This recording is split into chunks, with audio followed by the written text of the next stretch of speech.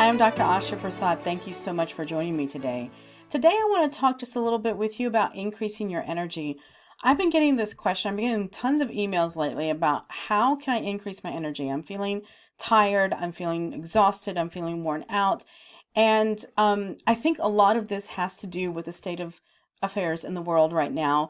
That the fact that we are still dealing with a worldwide pandemic that we're having to pay attention to, and we're having to be alert in all areas of our life. And this can be very exhausting. It can be mentally draining.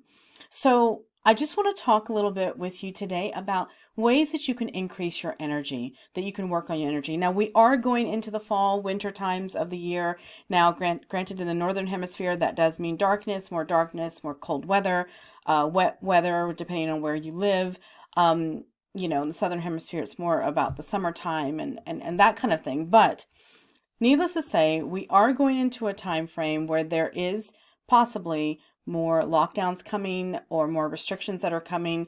And how are we going to deal with all this? And how do we set aside our mental exhaustion that it doesn't affect us on a physical level? So I just want to take a few moments to talk to you about that. One of the best ways is to keep moving. So exercise. Exercise is super, super important. I know some countries you're not able to go to the gym, but you are able to walk outside. Get into nature, bundle up if you're in a cold climate country, but bundle up and get outside and get moving.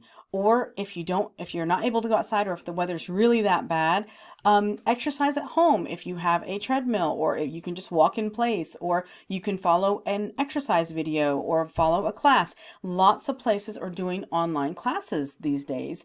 I think that's one of the things that it's been interesting since the pandemic started earlier this year. We have so many more possibilities to engage with classes and groups and all sorts of things through online. So definitely, that's one of the things I would definitely recommend, because exercise increases the endorphins in your body. It gets your blood circulating. It clears your mind. It's a great stress reliever, but it also helps you keep physically fit, which increases your immune system and also increases your energy. So the next thing I would say is take a break. One of the things that I'm finding is that a lot of people, because we're working from home, a lot of people are working from home. There's no distinction between work life and personal life. There's no distinction, or these are kind of going hand in hand together, and we tend to overwork. We tend to be too long behind the computer, doing too many things behind the computer, and not taking enough breaks in the day. So be sure to really start incorporating breaks. This will help you rejuvenate. And you know what? Get up, walk around, make a phone call, go listen to some music, do whatever, do your breathing exercises, go meditate, whatever it is that you can do just to kind of do a reset. This will also help you energize yourself and actually get you away from that mental exhaustion. And I would say a very important tip for you is watch what you're eating. Eat for energy, meaning we have a tendency whenever we're really anxious or feeling depressed or angry or worried, we tend to reach for those unhealthy snacks. And that's not going to bring more vitality and more energy to your body.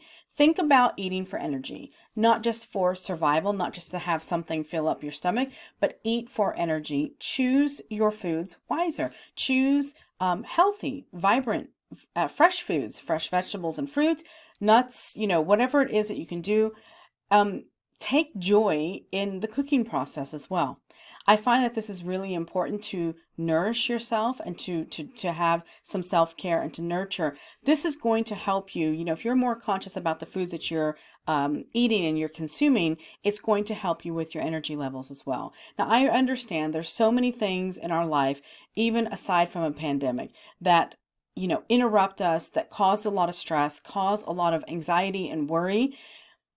One of the things that we can do is we're always at choice on how far we go into those things. So if you are somebody that's really, really sensitive to being impacted from negative energy or negative news, limit your consumption of what you're watching, what you're listening to, and what you're engaging in. There's so many different things that you can engage in, so many inspirational movies, podcasts, programs that you can engage to uplift you, and that will also help you bring your energy. Be aware of how you're starting your day, how you're ending your day.